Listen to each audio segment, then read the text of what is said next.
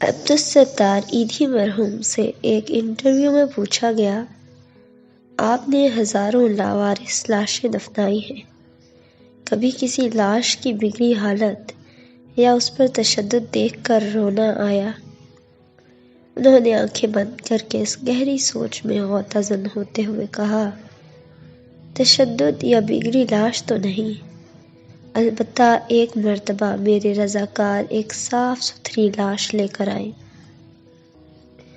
جو ایک تازہ انتقال کیے ہوئے بوڑھے کی تھی، مگر کسی پڑھے لکھے اور کھاتے پیتے گھرانے کی لگ رہی تھی۔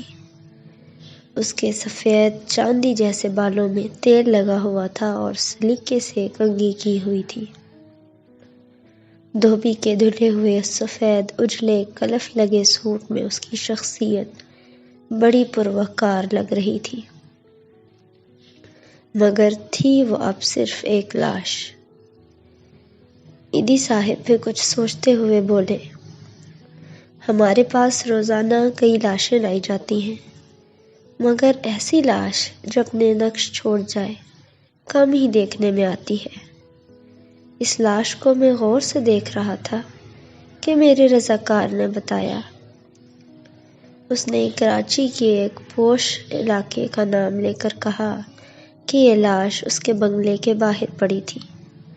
ہم جو ہی بنگلے کے سامنے پہنچے تو ایک گاڑی میں سوار فیملی جو ہمارا ہی انتظار کر رہی تھی، اس میں سے ایک نوجوان برآمد ہوا اور جلد بازی کا مظاہرہ کرتے ہوئے ایک لفافہ ہمیں تھماتے ہوئے بولا، یہ تدفین کے اخراجات ہیں۔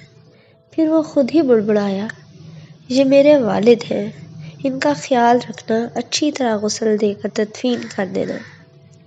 اتنے میں گاڑی سے آواز آئی، تمہاری تقریر میں فلائٹ نکل جائے گی۔ یہ سنتے ہی نوجوان پلٹا اور مزید کوئی بات کیے بغیر گاڑی میں سوار ہو گئے اور گاڑی فراٹے بھرتی ہوئی آنکھوں سے اوجھل ہو گئی۔ ایدھی صاحب بولے، اس لاش کے متعلق جان کر مجھے بہت دکھ ہوا اور میں ایک بار پھر اس بدقسمت شخص کی جانب دیکھنے لگا تو مجھے ایسے لگا جیسے وہ بازو وا کیے مجھے درخواست کر رہا ہو کہ ایدھی صاحب، ساری لاوارث لاشوں کے وارث آپ ہوتے ہیں، مجھ بدقسمت کے وارث بھی آپ ہی بن جائیں۔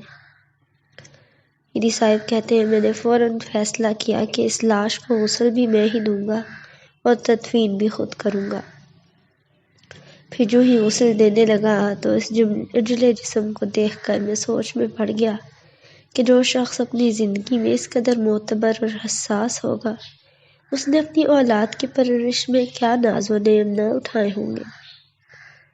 مگر بیٹے کے پاس تدفین کا وقت بھی نہ تھا، اسے باپ کو قبر میں اتارنے سے زیادہ فلائٹ نکل جانے کی جلدی تھی، اور یوں اس لاش کو غسل دیتے ہوئے میرے آنسو چھلک پڑے۔ پھر وہ اپنے کندھے پر رکھے کپڑے سے آنسو پونچھتے ہوئے بولے، اس دن میں انسانیت کی ڈوبتی دریا پر رو پڑا، کاش کہ ہم اپنی اولادوں کو عیش و عشرت کی بجائے بہتر تعلیم و تربیت پر زیادہ توجہ دیں۔